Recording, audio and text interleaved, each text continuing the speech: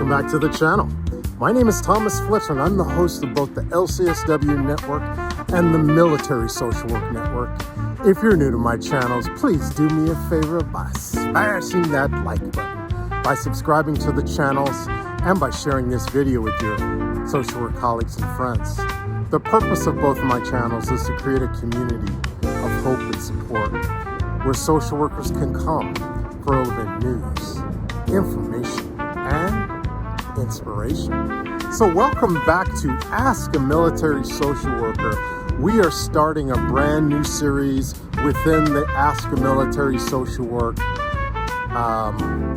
series. I guess you could call these mini-series within the Ask a Military series, the Ask a Military Social Work series. And this new mini-series is called What Does a Military Social Worker in the Reserve component of the U.S. Army actually do? So if you're new to my channel, I am a military social worker. I have served in the civilian world as a military social worker, specifically within the Department of Veterans Affairs for over 21 years as an LCSW social worker. And I've also served as a uniformed military social worker in the reserve component of the U.S. Army for over 13 years in both the Army National Guard, specifically the California Army National Guard, as well as in the U.S. Army Reserves. So I have just a little bit of experience as a military social worker.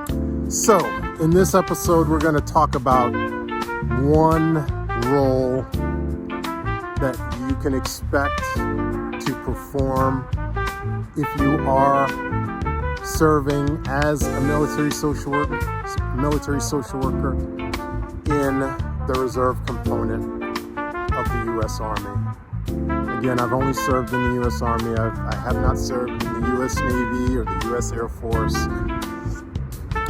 or any other branches other than the reserve component of the U.S. Army. So I'm going to be speaking from experiences that I've had during the past 13 years. And this will be, I will do several different videos. I'm not going to put it all in one video.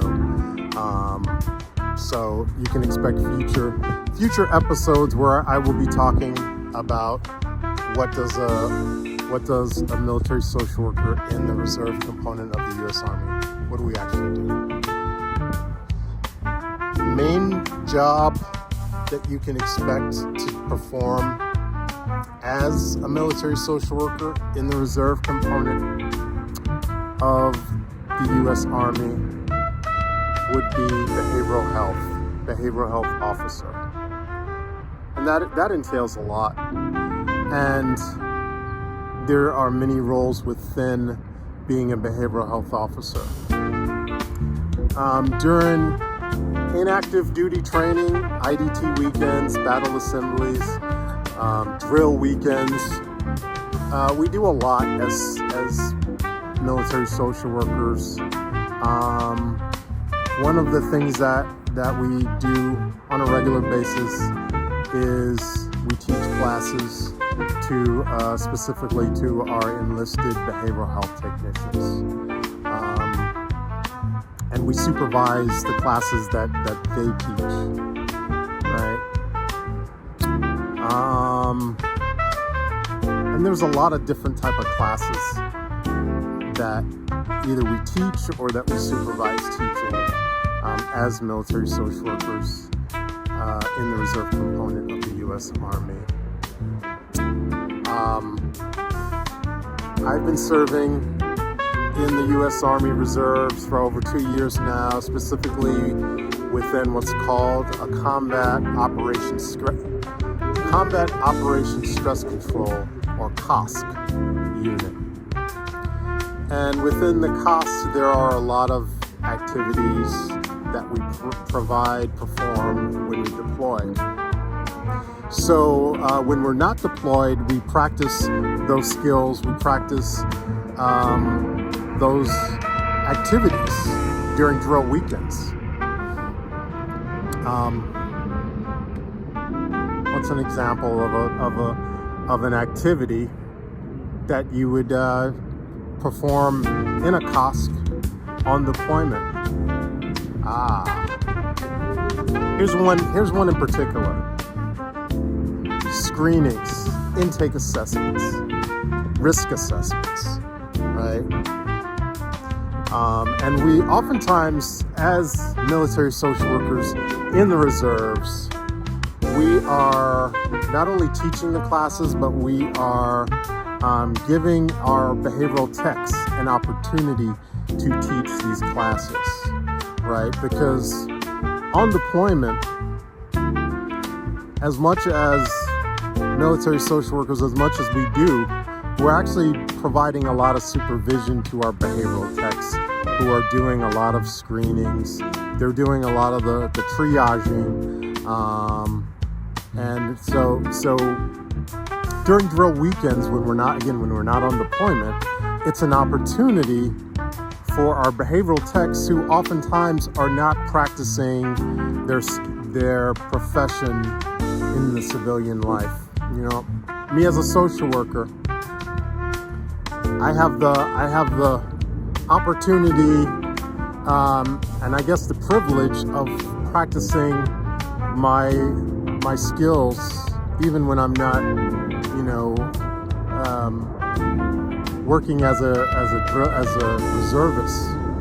As a social worker reservist, I'm practicing my skills as a social worker in the Department of Veterans Affairs. I'm supervising social work interns who are finishing their master's degrees. I'm supervising social workers who are in the process of getting their license, their clinical license, their LCSW, right? So, plus I'm doing my own work. I'm meeting with patients individually. I'm meeting with patients in groups. I may be meeting with patients and doing things like a Columbia suicide screening rating, right?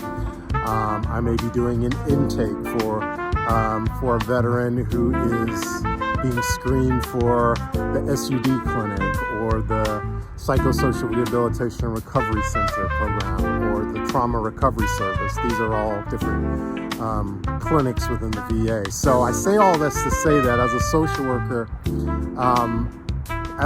worker who's practicing in the Department of Veterans Affairs as well as serving as a reservist, I'm practicing my skills on a regular basis, whereas our behavioral health techs, our 68 x-rays, they may be doing something totally different when they're not in drill. So for them to be able to teach a class within drill, whether it's about doing risk assessments, intake assessments, it gives them an opportunity to, practice the skills that they're going to have to practice on deployment, right?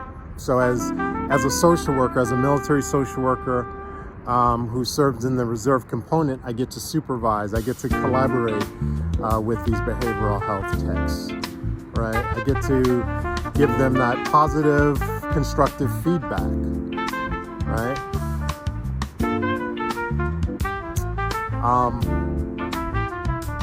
So I'm gonna stop right there. Again, I don't want to make these videos too long. I will be in future videos. We will be talking about other type of roles that uniformed military social workers who serve in the reserve component of the U.S. Army. What do we do during our jobs as reservists or National Guard service members? So there'll be more videos to come. But I want to thank you all for watching this video, for all the social workers and other licensed mental health professionals. Thank you for the work that you do every day. For your clients, for your agency, and for the profession. Please continue to support each other and yourselves. Bye for now.